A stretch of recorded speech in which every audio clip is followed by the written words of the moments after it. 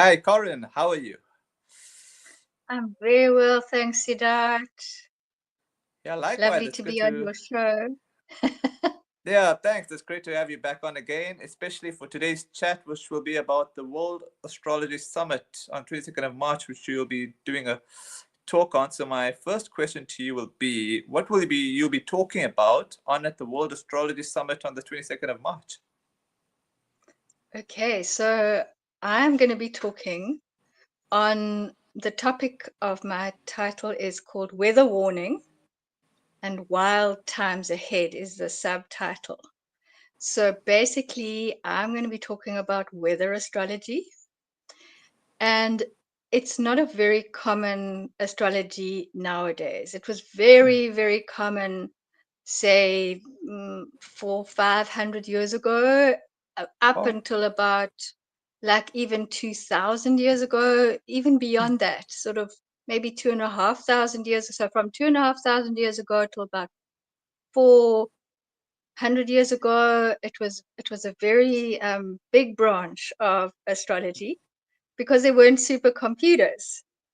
And hmm. so now, the supercomputers do the weather forecasting, but in the old days, there weren't supercomputers. So the Hmm. astrologers prepared and guided farmers, and they guided the navigation for ships and the fishers, people wanted to go out and fish. Um, yeah, so that's the basic.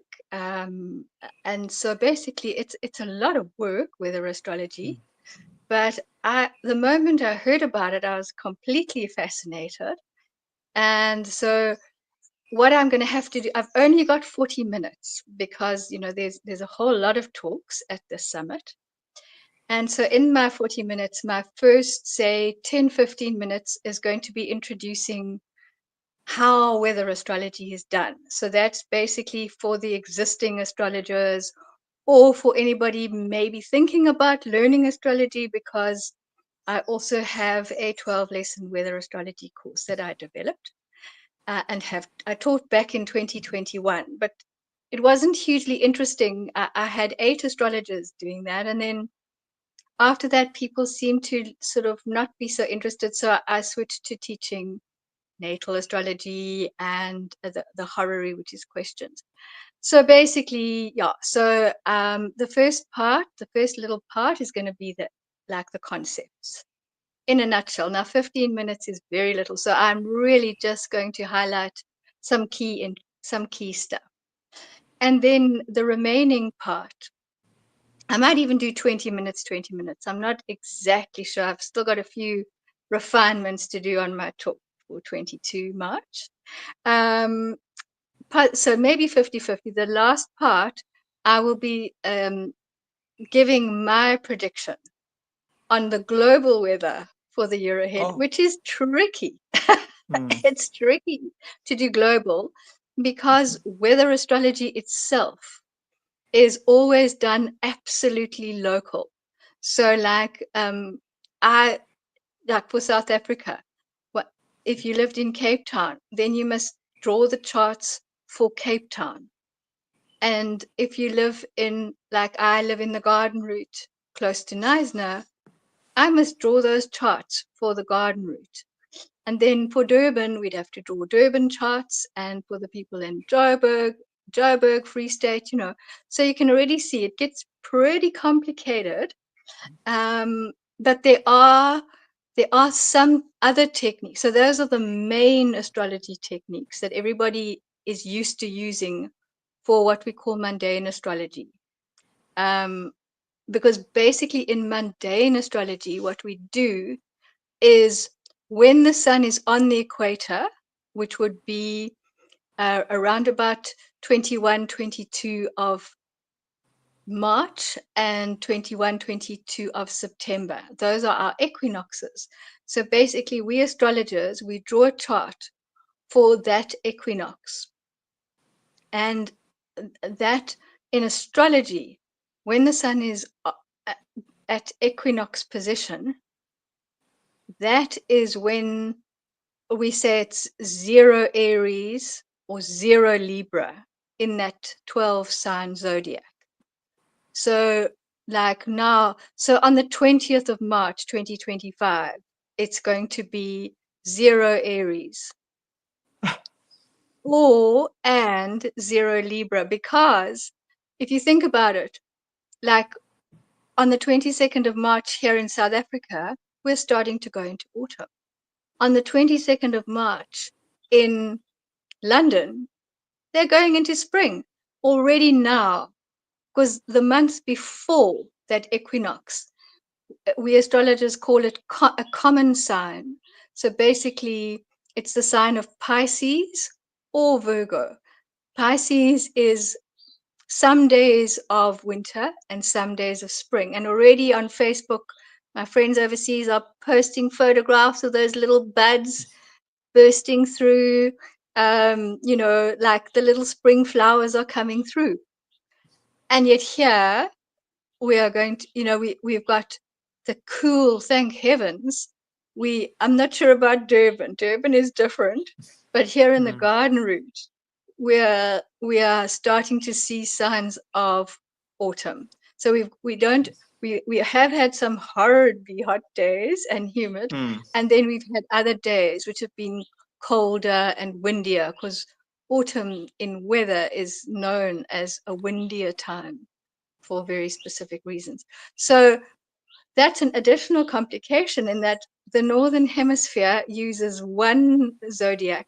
And for us weather astrologers in the Southern Hemisphere, we have to use the opposite zodiac because the signs are opposite. So on the 20th of March, 2025, if you're in London, it's 0 Aries as a weather astrologer. If you're in Durban or Cape Town or Joburg, anywhere in South Africa, it is 0 Libra, which is the start of autumn.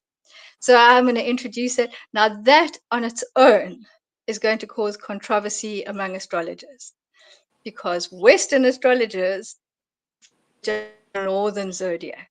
They don't want to know about this, but as weather astrologers, the Earth's got 2 poles. It's got a North Pole and a South Pole.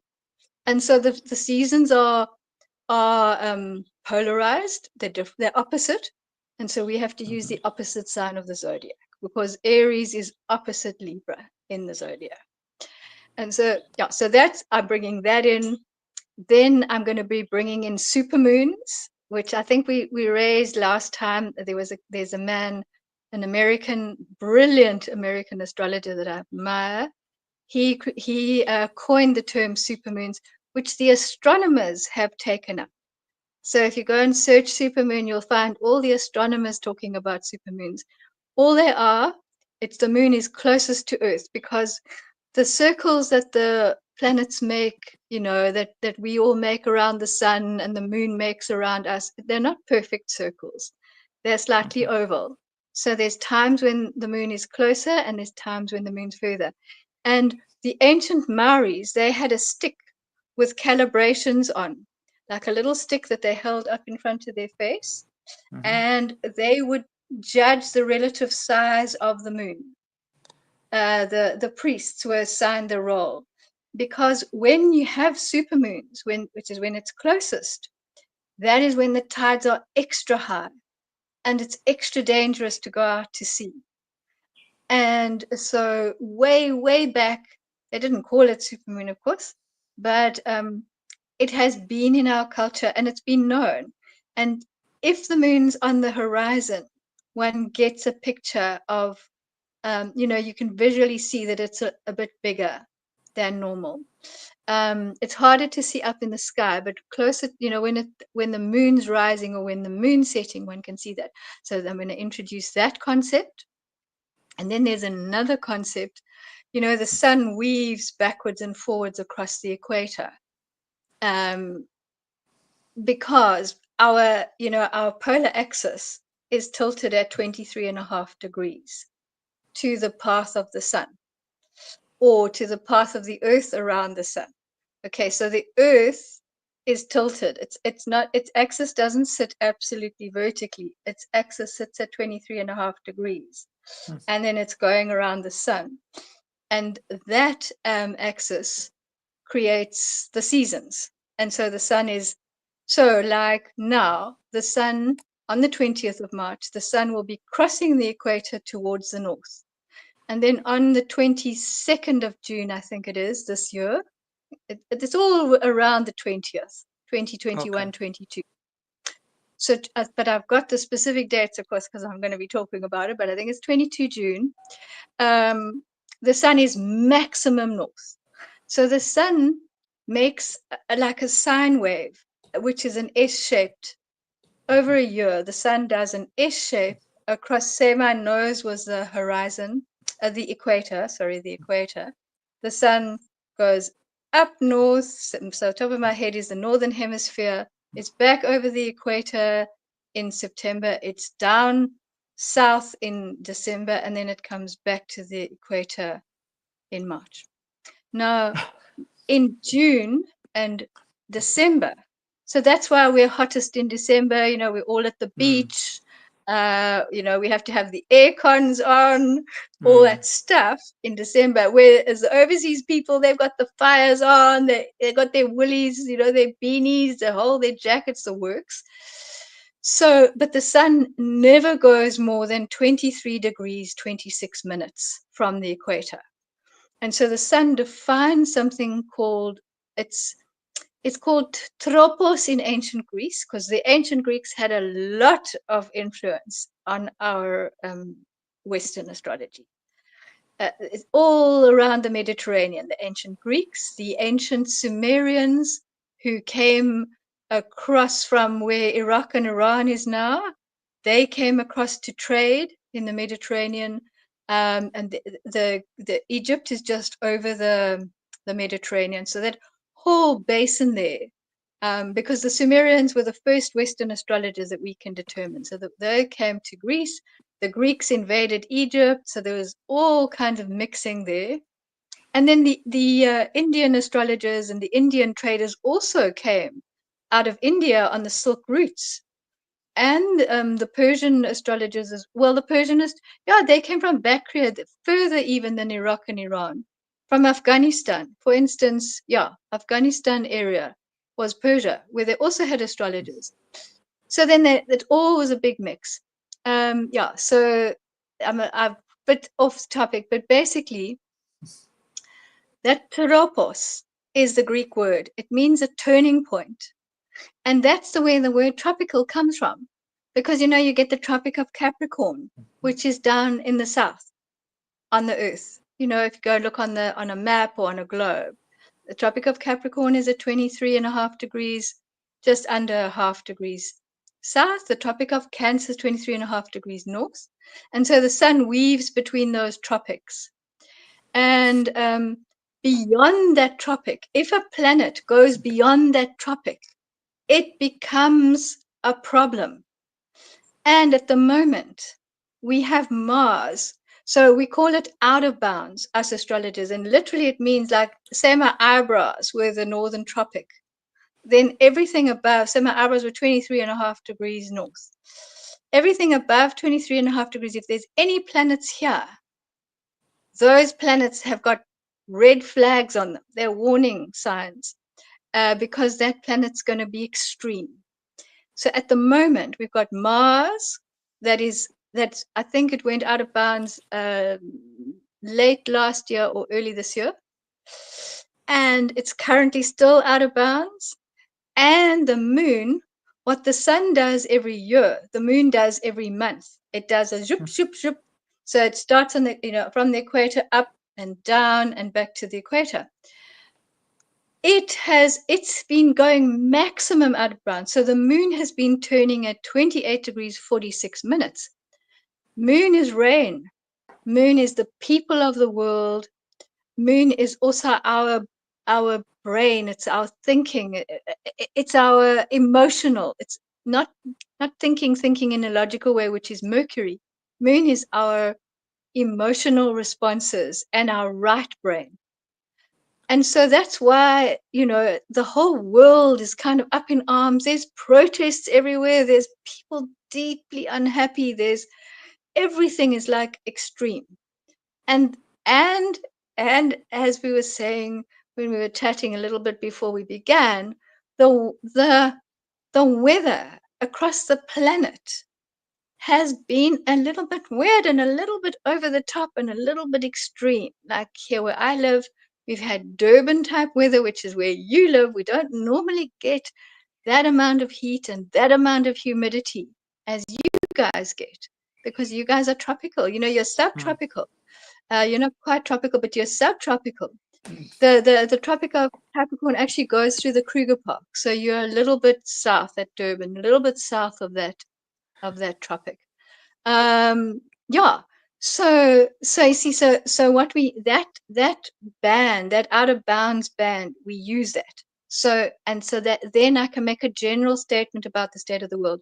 And in January of 20, the moon has an 18-year cycle where she turns at 18 degrees north and south of the equator, and it's always symmetrical. So if she's going to turn 18.5 degrees north, she's going to come across the equator and turn at 18.5 degrees south as she weaves up and down every month. So it's an 18-year cycle where she goes from about 18.5 degrees north and south, and slowly she amplifies. At the moment, she is at 28.46. Well, in January, we're slightly coming off that max, but we're really in the supermax period of the moon. This is called declination. If you want the astronomical term, it's called declination. It is the movement of planets across north and south of the equator. It's not the same as the zodiac. It's a parallel system, but the beauty of it is one can draw a map for the whole year, and it applies to the whole planet. So unlike those other things where I said, you've got to draw charts for Cape Town, for Durban, it's a lot of work. With this, you draw one chart for the whole world. I mean, like say if you were a London weather astrologer, you'd have to draw charts for London. With declination, I can make some general statements, thank goodness. So I will be using that. And what else am I going to be using? Oh, one also looks at, so then there's also some major aspects.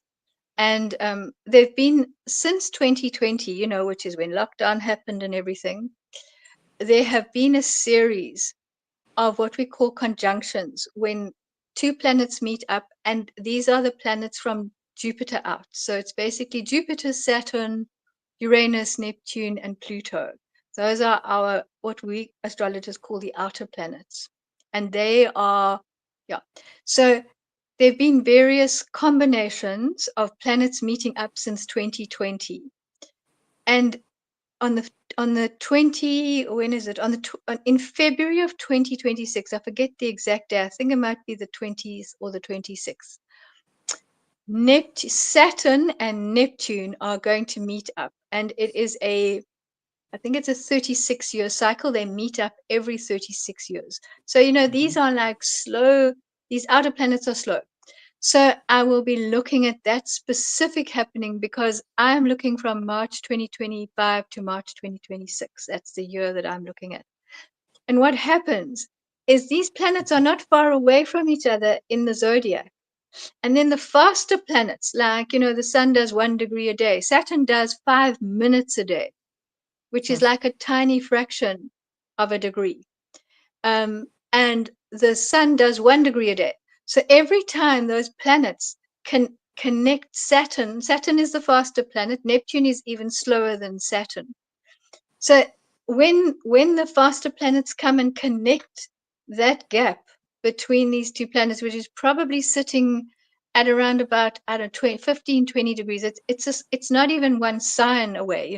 They're within a sign. I think they're currently both in Pisces. That potential of that conjunction gets activated.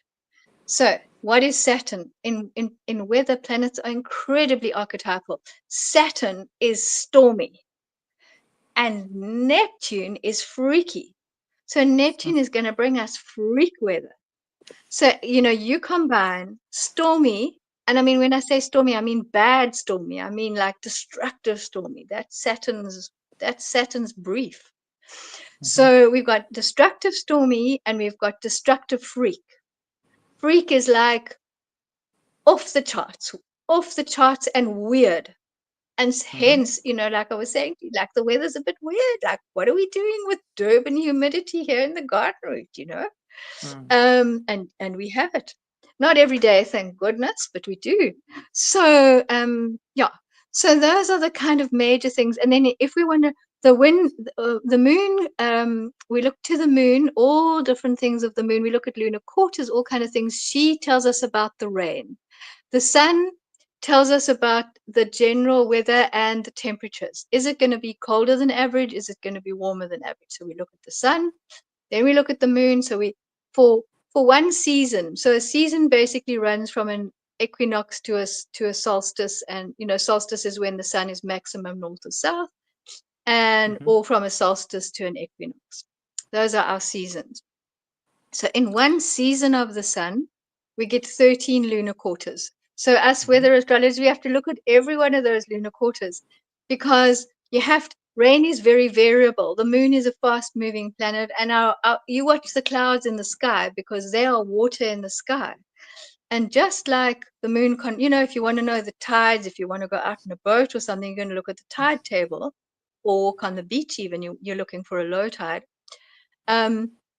We have to look at every lunar quarter to see what's going to happen with the rain. And then the last thing is the wind. And for that, we look at certain Mercury. Mercury is the winged messenger, and Mercury from thousands of years ago has ruled the wind. So you look and see the condition of Mercury and what's happening. And I would say there's probably about between 5 and 7 or 8 Mercury charts for a season.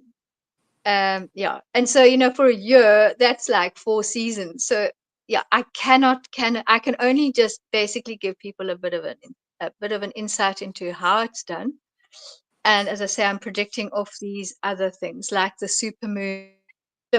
I will definitely be looking at eclipses, and I'll definitely be looking at when the planets are maximum far from the sun. So when Mars and Mercury are maximum far from the sun, then you have to take note. Or if any planets are on the equator, or if any planets are on the solar boundary north and south of the equator, or if they're in that out of bounds region north or south. So yeah, so basically that is my talk in a nutshell. Wow. Wow. And you can see it's taken me 20 minutes to explain. Now, can you Yeah, I imagine? can I see have to that. do the whole talk in 40 minutes. In It's 40 scary. minutes. I'm quite, I think I'm you said in quite scared. 45 minutes, right? You said in 45 minutes you have to do that talk, isn't 40, it? 40. Okay, 40. Wow, 40. that's Yeah, that's on the that's dot. pretty It hectic. can't be Yeah, longer. that's hectic. But that means you must be on timer then. That must be timing you then if you're saying 40 minutes on the dot. Yeah, on the dot. But you know what I'm going to do? I'm going to be using slides. And so, Okay. I can pop one picture on and they can see instantly the two poles. And so I can go faster because, now I've Of been course. demonstrating on my face, which I do with my students as well. I'm always using my face as a chart and all sorts of things. But yeah, so I will have slides and I will practice a lot. So as Of I say, course, of course. I'm still busy refining, and I Mm-hmm. still got a little bit of time. I've got what's 22 minus 8. I've got Mm. Yeah. is it 14? I think it's 14 days. So Okay. I've All got to get my act. So I will practice and practice till I do get 40, because okay. they won't want to overrun. All right. So my next question to you is, what is the World Astrology Summit? Okay. It's a fabulous thing. There's a wonderful young man named Wade Caves, and he is American, but he went off to England to study with another wonderful astrologer called Deborah Houlding. Oh. And and she's probably around. I'm 61. She's probably around about my age, and she's had a school for ages. It's called the School of Traditional Astrology. So she's a traditional astrologer, and he studied with her, and he's so impressed her that he is now a teacher in her school. I think he's probably in his either late 20s or early 30s. So he's a fabulous. He's been an astrologer since young. I came to astrology in my 40s, so like it's fabulous that he started so young, and he's very brilliant. And so he did. She teaches primarily question astrology, which is called horary. You can say, is he the one for me? Should I buy this house? And it's amazing. We can say, check the foundations. There could be something wrong with the foundations, whatever. So he studied that. And then he took an interest in what's called mundane astrology. Mundane just means of the world. And so for the last 3 years, he has held this summit. It was his idea. He puts it together, and he just happened to see I posted a video of my weather talk that I did in I think it was 2019 or 2020. It was in 2020. And so I posted it on various social media, and he saw it, and he said, Karen, this is so interesting. And then this at the beginning of this year, he invited me to his third summit. And I said, oh, thank you so much. And he said, yes, he'd been waiting to find a spot to pop my talk in. So I feel very honored. So yeah, so he's the originator. And what he does, he is really one of the top astrologers in the world. So is his teacher, Deborah Houlding, and based out of London. He's now moved back. He's now in Brooklyn, New York. So he's practicing out of there and teaching. Nowadays online, it doesn't matter where we are really. So he went back to America, and after he'd done his studies, and so basically he's put together 20 of the best astrologers he can find, and they are doing fantastic talks, like Deborah Wade is talking about the Baha'i faith and talking about the astrology around the Baha'i faith, and so on. We've got a guy called Ashwin Subramanian, and he is talking. His talk is entitled Fates. Let me just get it for you here. Fates entwined Israel and the Middle East. So, Ashwin is he is a Jyotisha, so he's a Vedic astrologer, and then he did Hellenistic, which is ancient Greek astrology, and then he did medieval Persian, and so he is coming from those perspectives. And then there is a lady called Dr. Njoki Ngumi, and she and Wade Caves are talking about African countries who have had protests. So they're looking at Kenya, Nigeria, and Ghana, and they're looking at the volatile protests that happened in 2024, why it happened, looking at the astrology. So, and then there's another lady, let me just get her name. She is talking about the North and South poles. Let's just find her. Yeah, Ana Andrade. She is from Peru, and she's talking about the Arctic and Antarctica. So he has really, really chosen some very, very special people.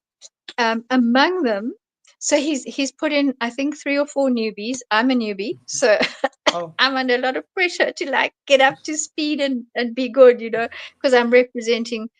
Rod Suskin, my teacher, is also talking, and he is very well established. He used to be on a Sunday. He was on television on one of those spirit programs. I think it was called Free Spirit.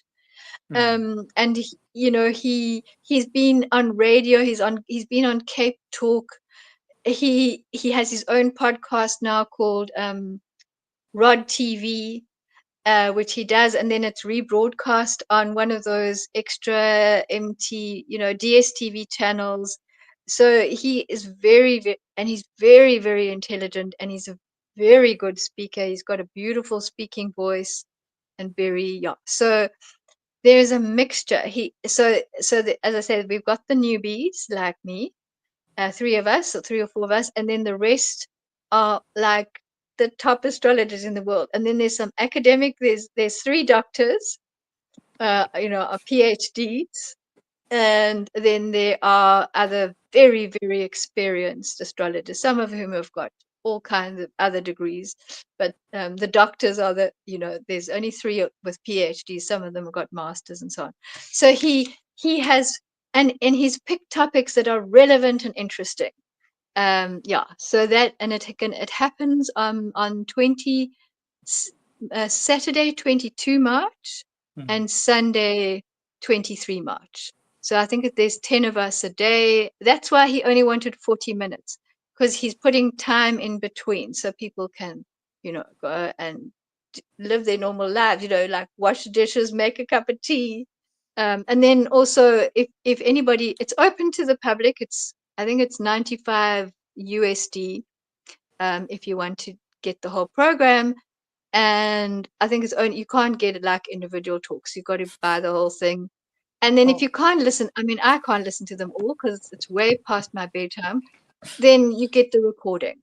So, for that money, you get access to the recording for 6 months, and then the talks revert back to the people who gave them, which is also a very lovely way of doing things. Yeah, so that's it. It's basically astrologers giving their insights into our world. Okay, so are there any other speakers at the World Astrology Summit that you admire? Oh my goodness, so many. So I'm just going to pick a few. So we're not here all day. Of course. So, so so number one is Wade Caves, who has put the whole thing together. He is really brilliant, a very nice guy, a very good astrologer. And so, like I said, he's talking on the Baha'i faith. And then he is American. So him and his teacher, Deborah Houlding, who's British, and another lady, let me just find the name of the other lady, they are going to be talking on Sheila Roher. They're going to be talking on the US, like what's ahead for 2025, this year ahead from March 2025 to March 2020. The whole thing is March. You see, in astrology, Zero Aries, which happens on the 20th of March, is called the beginning of our year. And it's astrology day. And so our astrology year starts then, 20th of March through to 19th of March next year. So so him, I'm a huge admirer of him. And then the next one is his teacher, Deborah Houlding. She wrote a fabulous book on the houses in astrology called The Temples of the Sky, which most of us who are Rod Susskind students have. She has a brilliant website for, even people, if you're just interested in astrology, it's called SkyScript. It's one of the best astrology websites in the world. And she started her school of traditional astrology, where she teaches the question astrology. They're now doing medical astrology, and with Wade Caves, you can now do a course in mundane astrology as well. But you have to first have done the question, the horary astrology. Okay, so those two. Then my teacher, Rod Susskind, who I mentioned before, very, very eloquent. He is going to be talking on the GNU, Government of National Unity. Is it going to work? How's it working? So very, very relevant, like it's a little bit, it's been an interesting ride. So there's that. Then another very young lady called Dr. Jennifer Zart. Jen, she calls herself Jen. She had a PhD by the age of 24. And she then went and did another master's in cultural astrology and astronomy at the University of Wales, which is run by Dr. Nicholas Campion, who's also talking. And so Dr. Jennifer Zart, Jen Zart, she's amazing. She is the president of the International Society for Astrological Research, which is probably the biggest astrology organization in the world. She's a book editor. She runs, she's a director of the library. No, she's a director of the Sophia Press at the University of Wales under Dr. Campion. She bought a building with some inheritance money, and she's founded a thing called Caeli, Caeli, the Caeli Institute, and she's creating a massive astrology library. And so one can go and visit the library and go and, do research and so on at her Caeli Institute. She also teaches. There's a college in America called Kepler College, which is only astrology, and they do all kinds of. She's a director there. So yeah, so very, and she also studied with Rod Susskind, so she's very connected to Rod Susskind as well. So yeah, she's brilliant, and I think she's probably in her early 30s now. She's got a little girl, and she married a man who does bookbinding. So Mhm. they really are complementary, because she edits books, and she also writes books and poetry, and she's very multi-talented. She's a very brilliant lady, and also a very lovely lady. And then we've got Dr. Nicholas Campion, who she studied under at the University of Wales. He created like one of the first degrees in astrology in the world, in the modern world. In the ancient world, Rumi studied astrology. So many of these ancient people, they studied astrology, but it fell out of favor in the Western world about during the Dark Ages. Periodically, the Christian church suppresses all astrology and burns all the books and all the rest of it. But yeah, so he created this master's course at the University of Mhm. Wales. He is going to be talking on comets, because we've had 2 comets this year, and comets are generally associated with massive changes in society. So like I think it was 1066, there was some major historical changes in England, and that Mhm. was heralded by a comet. So yeah, so that's what he's talking on. And the last doctor that I want to mention is a man called Dr. Louis Ribeiro, and he wrote a book called On the Heavenly Spheres with his late partner. She's unfortunately died of she had an illness. Um, he has a PhD in the history of science, and he's also a super accomplished astrologer. His textbook, Rod Susskind prescribed his textbook when I was studying with him. I'm not quite sure. I'm sure. Well, I guess it's a classic book. Oh, He that is for first year students, and it's a brilliant book. I still got it. I still refer to it. And so he just carries on doing all kinds of amazing research. He is Spanish speaking. I think he's either Portuguese or Spanish. So he's got a big influence on the European continent.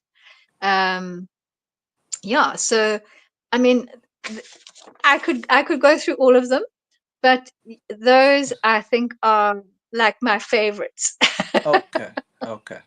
All right. So when did you start becoming interested in weather astrology? I became interested in weather astrology in my last year with Rod Susskind, which was in Oh. 2013. I discovered this lady called Carolyn Egan. I found her on the internet. As astrologers, one's always, well, one just uses the internet so much these days. So, of course, I Hmm. was just fiddling around on the internet. And I happened to come across this lady called Carolyn Egan. And she lived in Rhode Island on the American East Coast. And Rhode Island is part of that sort of hurricane belt, which comes up out of the Gulf of Mexico and causes a lot of havoc on the East Coast of America. So Hmm. she'd studied natal, but she was drawn to weather astrology, and she went and researched it, and found the old books and put together a course. And her big objective was she wanted to forecast and warn people when the hurricanes would come through. Because if one is forewarned, is forearmed, they could go along, they could put their hurricane shutters across their windows or board them up. There's a lot one can do, and get out of the area when there's going to be storm surges. So she became a devoted weather astrologer. She said weather was better than anything. She called herself, her website was Weather Sage, Oh, and her course was 2 CDs. So you wrote away, you paid your money, and she posted you these 2 CDs. So, and they had the notes on, and they had like little videos on. And yeah, so I studied with her. And then she said, okay, so this is the basic. Um, Now, if you want to become an advanced weather astrologer, you must get a book by a guy called George McCormack. And he was born, I think, in about the 18, no, in the 19, early 1900s, because, or was he born in 18? I think he could have been born in 1890 or somewhere there, and he died in 1971. oh. He was in New York, New York State. Mhm. He was an engineer. So he lived out of New York, but he worked at the Bell Telephone Company as an engineer in New York. Very brilliant man. And he went into it very deep. He also traded on the stock exchange using astrology. So he created this correspondence course for people who are interested, because America basically revived astrology Oh. during the 1800s and the 1900s. They're progressive. Mm. And when they do things with everything they've got. They really put their heart and soul into it. So he produced this correspondence course, and somebody saved the whole course and gave that course. He died. Okay, so he died in the 1970s. But they took his course and they wrote a book, and it was called Long Range Weather Forecasting. I have Oh. it. I studied it. And so my course is it's a combination of what Carolyn Egan taught me and what George McCormack message for the world. And then I also added in some interesting stuff um, from a New Zealand man, because he had worked with the Maoris, and they have techniques which aren't in McCormack and Egan's work. So, and then Carolyn Egan died because she was in her 70s. She died in 2014, I think, late 2014. So I never really got to meet her or anything. I did talk to her a few times while she was still. She suddenly died. She was fine. When I met her, she was fine, and she got an acute illness and died. Yeah. So that is basically when I started in 2014. Then I continued. And then in the interim, I was doing natal. I'd finished my natal course with Rod Suskin. I finished in 2013. We graduated in April of 2014. And then I started doing natal readings because, who wants the weather done? I didn't have any farmers asking me to do reports or navigators, all just head on to the supercomputers and get Oh. the weather forecast. But I remained interested. And then during lockdown, Mhm. because I was in the garden route, we had come to the garden route in 2012. Mhm. Um, I joined the Cape Astrology Association, which was normally in Cape Town in person, and I'd say, "Could you record the talks?" Because Rod Suskin is in Cape Town, and he gave wonderful talks, and I could never go. And in lockdown, they opened it up to anyone in the country. So I was there every single month. There was a monthly talk. And then the lady who was running it, a lady called Nancy Massing, also a Rod Suskin graduate, also a very, very brilliant astrologer. Um, she said to me, "Karen, would you like to talk for us?" So I said, "Okay." She said, "What would you like to talk on?" I said, "Well, what about weather astrology?" She said, "Fabulous." And so in 2020, I think it was about September 2020, I spoke on weather astrology. And that's the talk that I put up on social media later, like about a year later. And that's when Wade Cave saw what I'd done. So basically, yeah, that's how it started. And then And then I was putting together the course, and the astrologers who listened said, "Oh my goodness, it's so fascinating." So I said, "Okay." I had fiddled with starting it. Then I thought, "Okay, I'm going to do it in earnest." So I put the course together and I taught it, I think, in early 2022. Mhm. One, I forget now, but basically it was about 8 months afterwards. I took all their names down, then I wrote to them and said, "Still interested? The course is ready." I had my slides, my notes, I had everything. And so I think I had about 8 or 10 astrologers who studied with me, and it was fabulous. They loved it. It is, you can't just study it if you haven't done the basics. Mm. So it is like an intermediate level course. Yeah, Okay. so that is it. All right. So, any famous weather astrologers throughout history? Ah, yes, indeed. So probably the most famous ancient weather astrologer was Aristotle. Oh. When I say to people Aristotle was a weather astrologer, people go, "Really?" Mm. He wrote a book called Okay. Meteorologica, which, Wow. we use the word meteorology. His book was Greek and it was called Meteorologica. And so he taught it. And one of his students wrote 2 books on weather astrology. So he very, very famous. And then after that, probably the next most famous person was Johannes Kepler, who discovered the laws of planetary motion and all kind of things. He's a very, very famous scientist. Yeah. He kept a weather diary. As a weather astrologer, you have to keep a weather diary. Because basically what you see in the weather, what you see in the charts, it's always got to be read relative to the average weather of the place.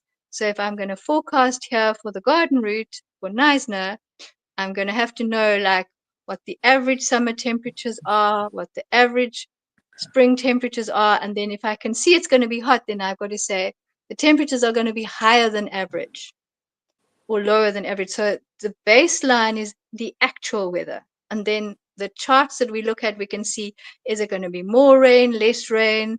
Is it going to be hotter, colder, more windy, less windy? That's how one does the prediction using the long method that I spoke of. Yeah, so he's very famous. And there were subsequent, and 2 American presidents.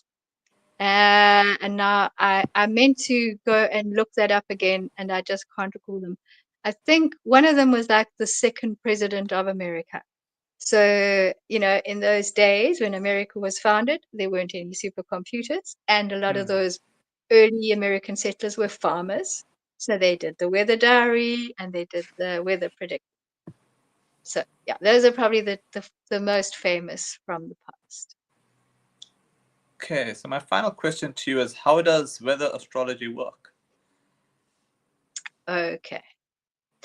So I have kind of answered that question because I do Yeah. tend to sort of go down rabbit holes. But I'll give you a brief summary. Okay. Basically, you have to, if you want to become a weather astrologist, shall we say, okay. And like I'm opening my weather astrology course again. I'm going to teach it from June. So if anybody's listening in and they feel fascinated, but yeah, they are astrologers. Okay, that's the proviso. They also have to have some basic knowledge of astrology. They've got to know the signs, they've got to know the houses, they've got to know the planets. Okay, so that aside, um, basically the first thing you do is you keep a weather diary. Okay. Where you write every day what the temperature was, and varies. Like here in the garden route, we can go from 16 in the morning to 34 at 2 Yo. o'clock, and then back down to 18. Yeah. So, Sure. you for each day, you keep a thing on the temperature, you monitor the precipitation. So was there rain? Was there snow? Was there ice? It's anything watery. You also monitor whether it was overcast or clear. So that's all the watery stuff. You also monitor the wind. Was it no wind like today? It's pretty, well, there's the gentlest breeze. I can see a few little, from my workspace, I can see a few little shrubs kind of waving in the wind a little bit. Or is it howling gales? And you do that day after day after day. That must be done. And then you also note, like, was there a lightning storm? Was there like a, so you look for violence. In weather, we've got a violence factor. Okay, so that's the one thing one has to do. Then secondly, like I said, you draw a chart for when the sun is exactly at 0 degrees of Aries. And it will be exactly at 0 degrees of Aries on the 20th of March. But then you've got to draw it for your place. Like I said, the long method, not using the declination equator thing, is very location specific. So you're keeping your weather diary for where you are. And then you're going to draw your charts for where you are. You can actually be super specific, because between where I stay, which is closer to the mountains, I'm 20 k's away from the sea. Compared to Neisner, which is on the sea, there's at least a 5-degree temperature difference. Okay, so if I'm going to do predictions, I'm out here in the farmlands, in the foothills of the Otaniqua Mountains, I'm going to draw that chart for where I am. And so we draw when the sun is exactly on the equator for where I am. And then there's techniques of reading that chart. And that chart looks at the 3 months ahead. Then I have to draw all the lunar quarters. So that is new moon, first quarter, full moon, third quarter. And there's 13 lunar quarters for every season. And in that little lunar quarter chart, I am going to see, is it going to be more rain, less rain? Is it going to be more rain? All that kind of thing. It also gives the fine tuning. So whereas the sun is for 3 months, the moon is for 7 days. So you can fine tune heat, you can fine tune wind on the little lunar quarter. So that is the rain, all the precipitation, rain, fog, you name it. You read it out of there. And then if you want to know the wind, because winds can be incredibly destructive, that is the planet Mercury. And so every time Mercury changes sign, so when Mercury changes Mercury is always very close to the sun. It's never more than 24 degrees away from the sun. It's just how it works out there in the solar system. So basically, we look when Mercury changes sign. And I'm sure, have you heard about Mercury retrograde? If you haven't, Mercury retrograde is when Mercury seems to be going backwards. So if you look in the sky, you can see Mercury at night. It looks like a star, and it tracks backwards. It never goes backwards in real life. In real life, the sun's in the middle, and all the planets are going around the sun. But we do what's called Earth-centric astrology. So from Earth, when we look at Venus, which also looks like a star, they all look like stars. Venus is the brightest planet. So that's our morning star and evening star. You often hear talk of morning star and evening star. That's our Venus. And sometimes Mercury can be also morning and evening. It's less bright. Venus is very bright. And then, so it goes Venus, then Jupiter's the next brightest, and so on. But anyway, I'm going down a rabbit hole again. Basically, next time, every time a Mercury changes sign or it stops, we call it apparent retrograde. It apparently stops. If you're watching that sky night after night with your telescope, or you know where to look for Mercury, you can actually look on your phone nowadays. They've got apps. Just hold your phone at the sky and it says, that's Mercury, that's Venus, that's the star speaker. You get the whole works. It even puts the zodiac signs up for you. So basically, when Mercury stops to go backwards, to go the retrograde, we've got to draw a chart for that. Then we draw another chart for when it stops and it goes forward. So 3 times a year, Mercury does that dance. It goes forward, stop, back, little bit, stop, forward.